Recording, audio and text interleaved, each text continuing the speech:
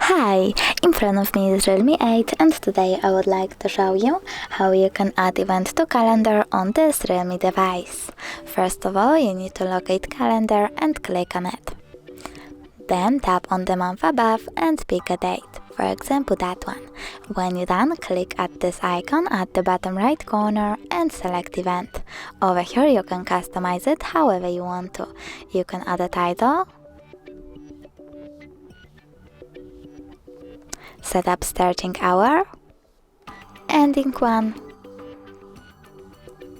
add people, location, set up notifications, minutes, hours or weeks before, click done, and even add description. When you're done, click at save at the top right corner, and as you can see, my event was successfully added.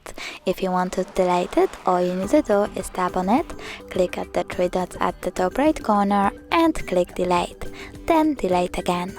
Thanks so much for watching. If you enjoyed this video, smash that like button, comment and don't forget to subscribe. Bye!